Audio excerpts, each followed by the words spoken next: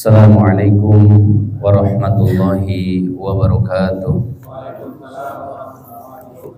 Alhamdulillahi ala ihsanih wa syukru lahu ala taufiqi wa amtinanih.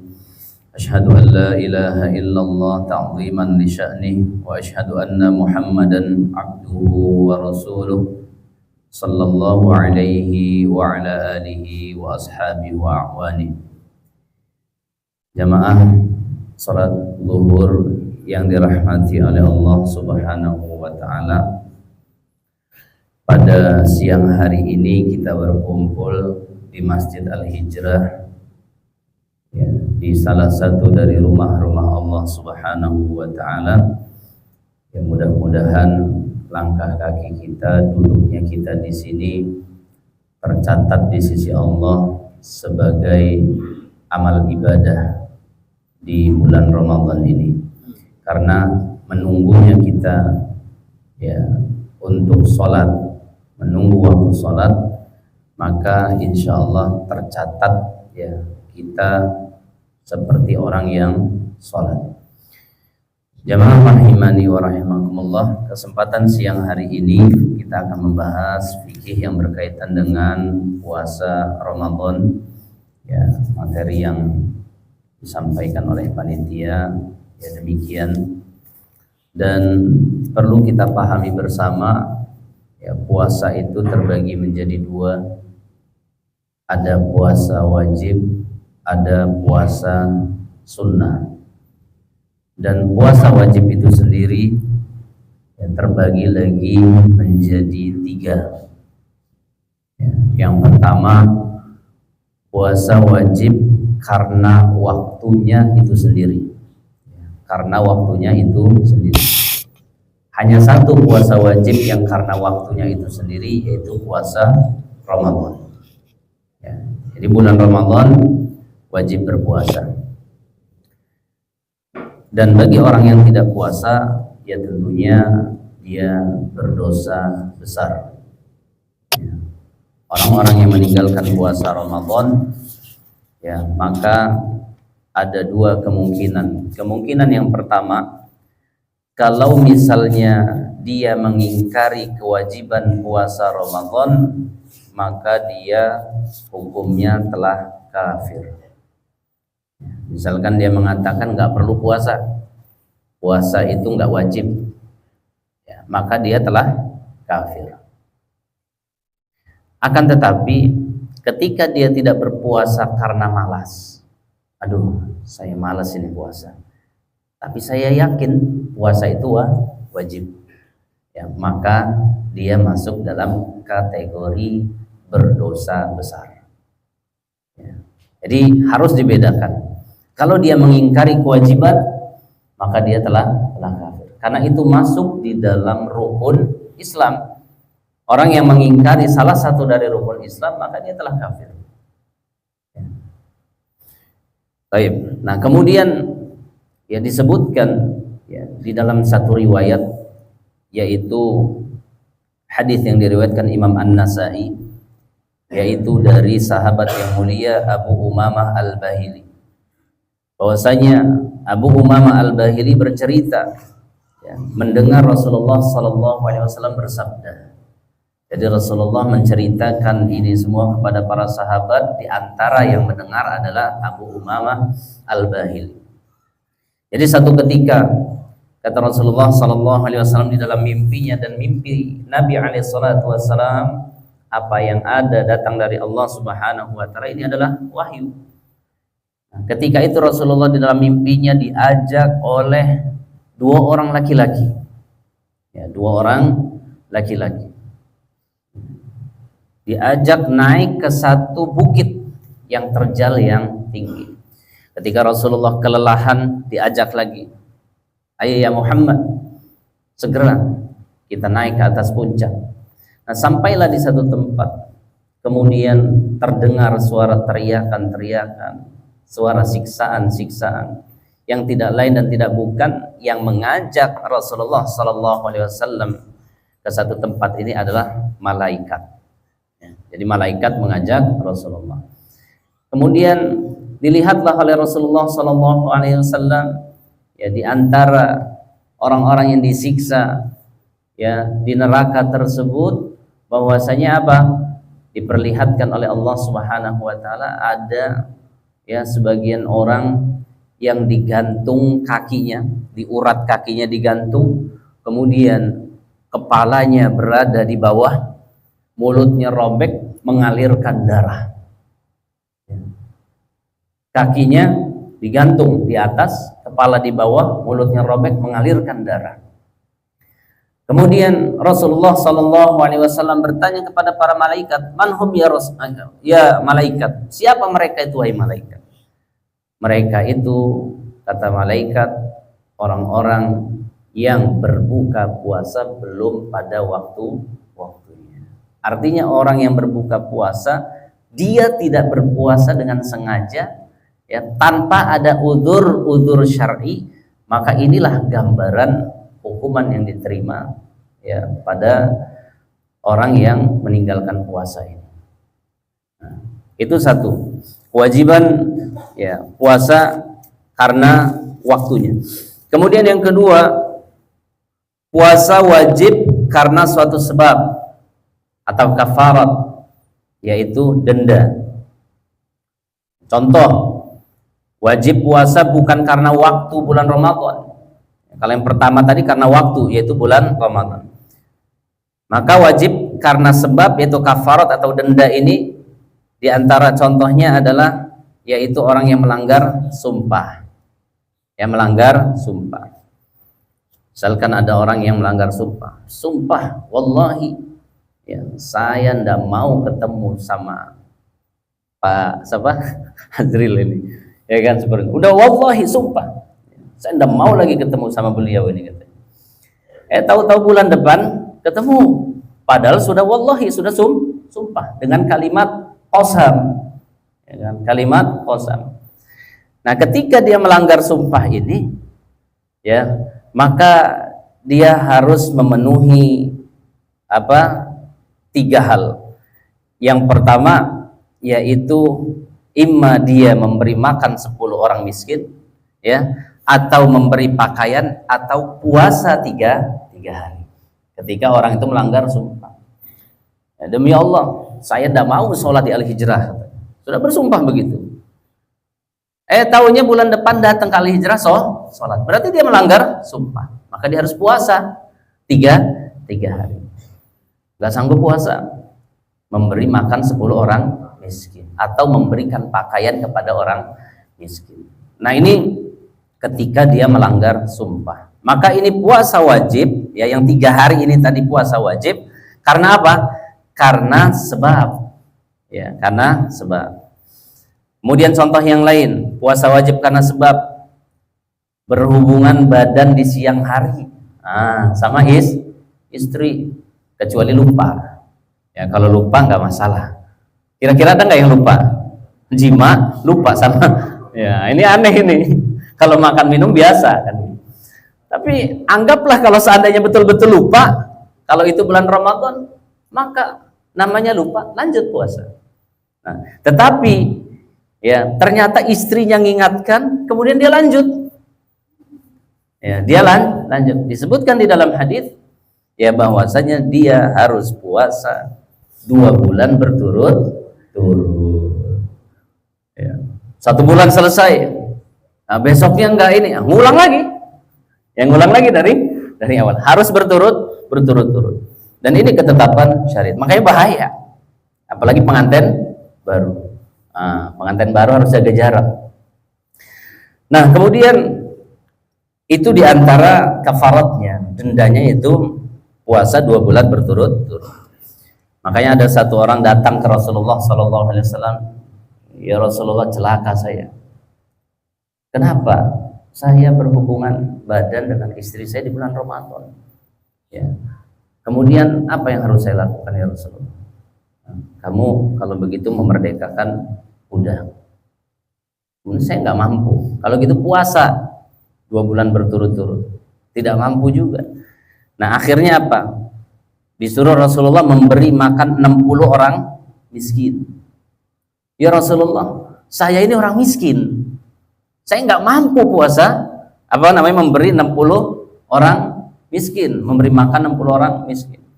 Nah, kemudian sudah ketika ada yang datang membawa makanan, ya, kemudian kalau begitu ini makanan kamu kasih ke orang 60 orang miskin.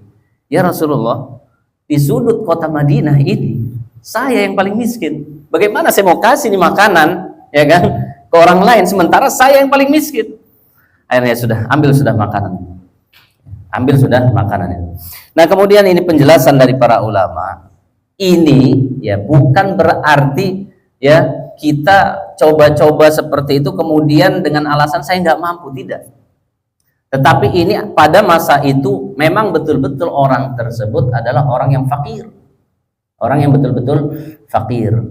Nah, maka yang menjadi pokok permasalahan di sini adalah puasa wajibnya ini, yaitu 2 bulan berturut-turut dia wajib puasa karena sebab, ya, karena sebab. Baik.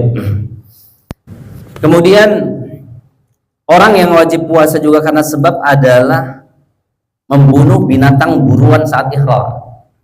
Ya, saat ihram bawa senapan, ya, membunuh hewan buruan ya di kota haram.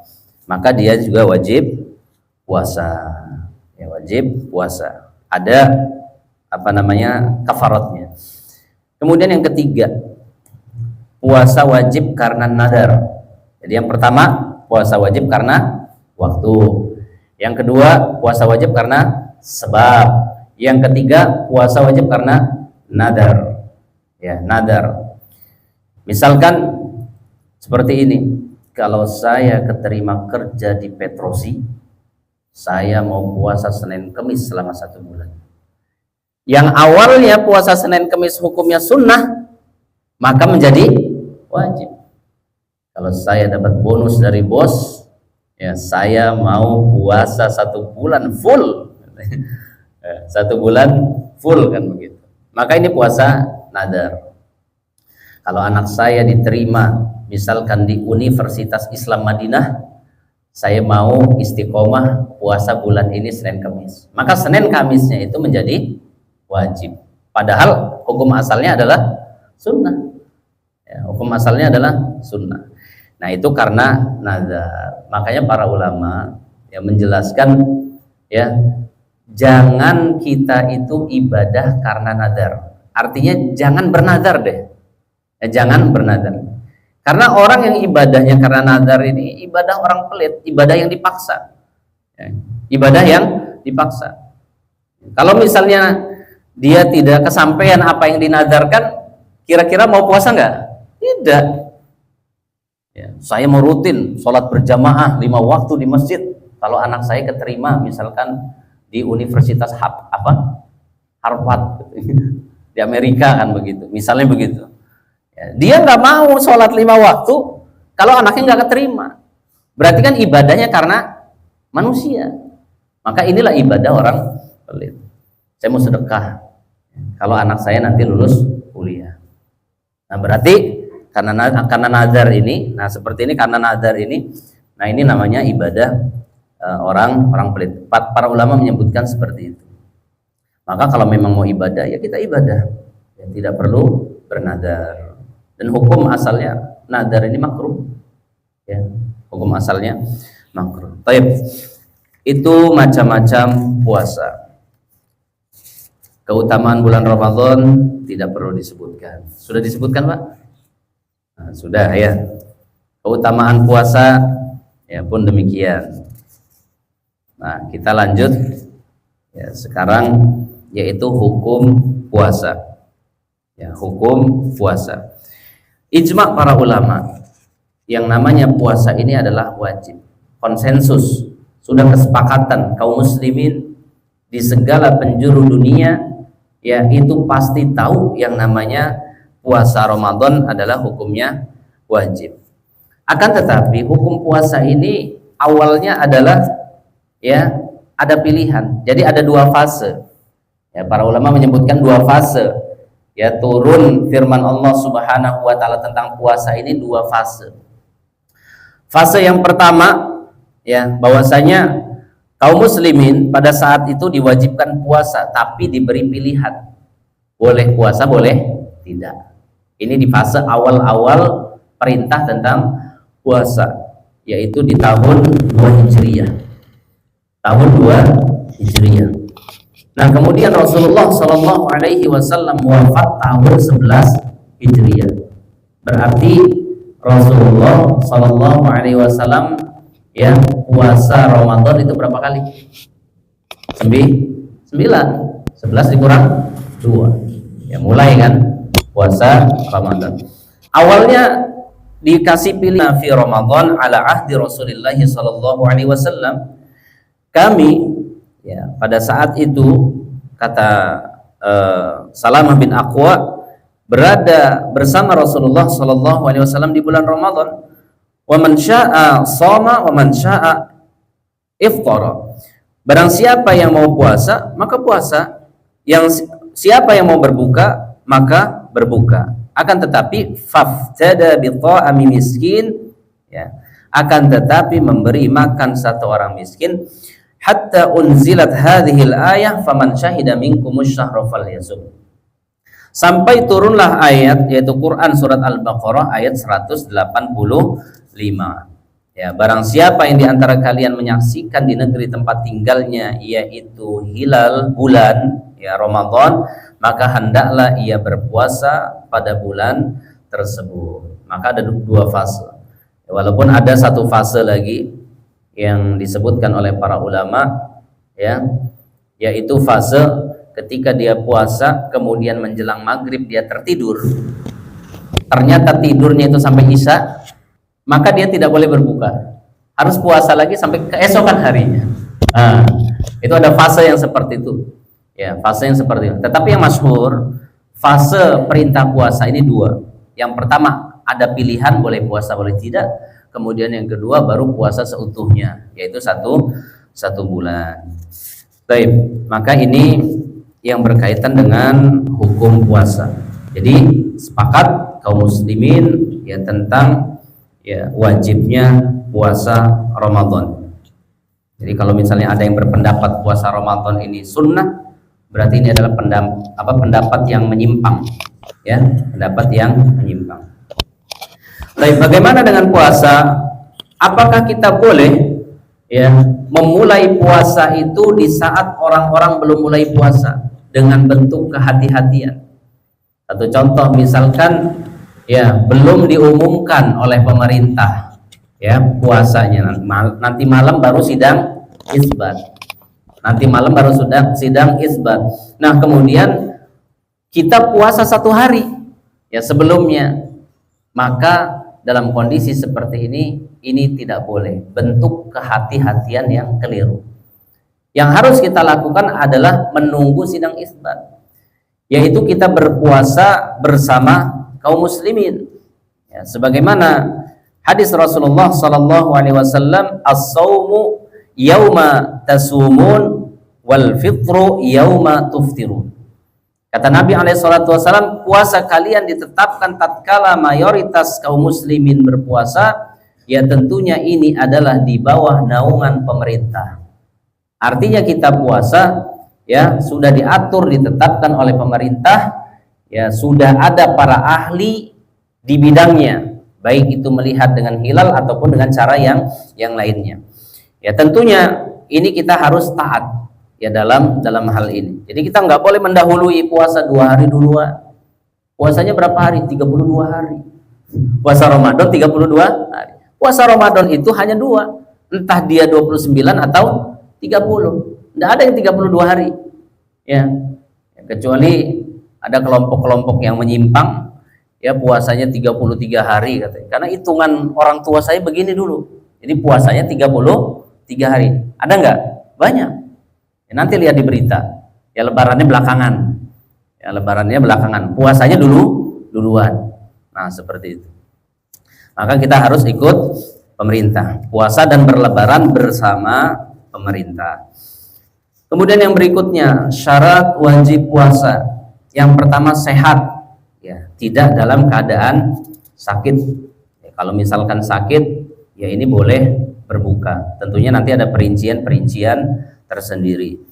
Kemudian yang kedua, menetap mukim, ya, tidak dalam keadaan safar.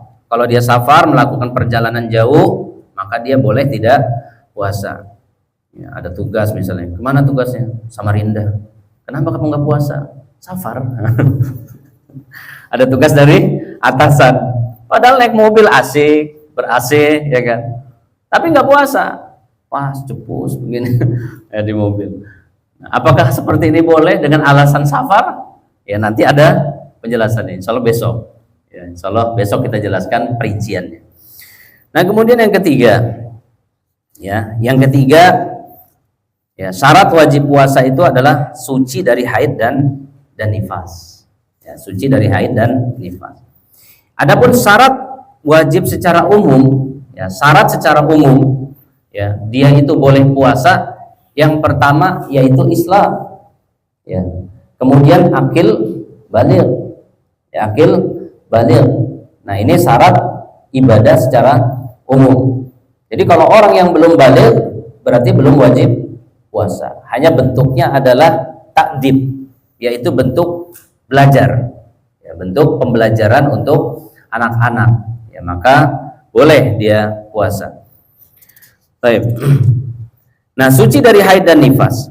Sebagaimana dari Muadzah, dia berkata, saya bertanya kepada Aisyah seraya berkata, kenapa gerangan wanita yang haid mengqadha puasa dan tidak mengqadha salat?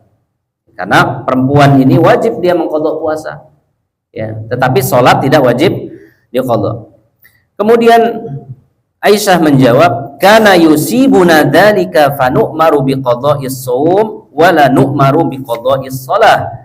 Kami dahulu mengalami haid, kata Aisyah, maka kami diperintahkan untuk mengqadha puasa dan tidak diperintahkan untuk mengqadha salat. Artinya ini memang syariat dari Allah Subhanahu wa taala seperti ini, ya. Nah, sekarang banyak perempuan pingin ibadahnya tenang, minum pil anti haid. Apakah boleh? Nah, ini juga ada perinciannya. Ya, karena namanya haid itu adalah apa? Haid itu adalah fitrah. Ya, perempuan sejak dulu itu haid. Ya, jangan dihalangi. Maka bisa jadi ketika menghalangi haid akan terjadi hal-hal negatif pada tubuh si wanita tersebut. Entah nanti haidnya itu sakit, tidak lancar ke depannya, kemudian menimbulkan penyakit-penyakit yang lain.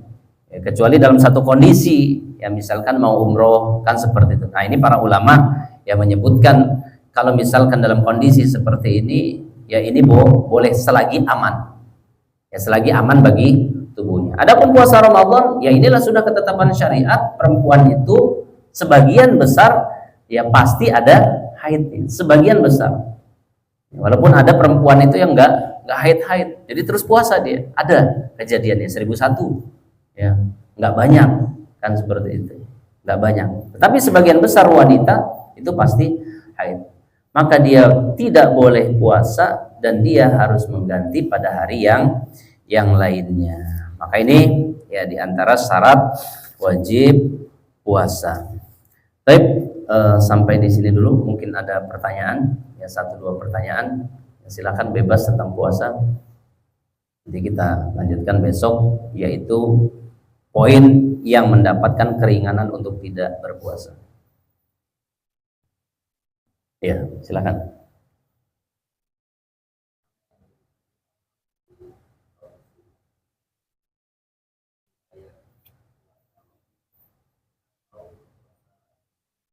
Baik. Mengqadha puasa ini hukumnya wajib. Ya. Puasa sunnah Syawal ini hukumnya sunnah. Walaupun dalam hal ini kalau memang bisa digabungkan kedua-duanya ini afdal, lebih utama. Artinya bisa diperkirakan ya dia tidak puasa ketika Ramadan, maka dia mengganti 6 hari misalnya. Ya maka dia mengganti dulu 6 hari, kemudian baru puasa sunnah Syawal. Kalau bisa digabungkan seperti ini ya maka tidak mengapa. Memang ada 2 pendapat dalam hal ini ya. Puasa Syawal itu kan terbatas waktunya. maka disegerakan puasa Syawal. Kalau mengqadha ya tentunya nanti bisa. Tetapi ya kita lihat ya hadis yang berkaitan dengan puasa Syawal. Ya, barang siapa yang puasa Ramadan tsumma atba'ahu, yaitu kemudian diikuti ya kan dengan puasa sunnah 6 hari di bulan Syawal, qasyamid dahr, ya, maka pahalanya dia seperti seolah-olah puasa 1 tahun. Nah, maka yang utama adalah mengqadha puasa dulu, diupayakan, setelah itu baru puasa sunnah Syawal. Tetapi seandainya memang ini kewalahan, ya namanya lebaran, ziarah berkunjung ke sana kemari, ya, keluarga datang terus, nggak mungkin kan kita keluarga datang kemudian kita puasa, maka ini ada kelonggaran. Artinya dalam hal ini longgar, ya tidak mesti harus mengqadha puasa dulu. Yang jelas ya para ulama sepakat tentang mengqadha puasa ini bentuknya harus disegerakan. Kalau memang sudah habis itu halal bihalal, istilah orang Indonesia, ya kunjung berkunjung, makan-makan, kambing guling dan lain sebagainya, sudah segerakan mengqadha puasa. Ini bagi wanita. Wallahu a'lam. Begitu penjelasannya, Mas. Ada lagi? Kalau tidak ada, kita tutup dengan doa kafaratul majelis. Subhanakallahumma wa bihamdika asyhadu an la ilaha illa anta astaghfiruka wa atubu ilaik. Assalamualaikum warahmatullahi wabarakatuh.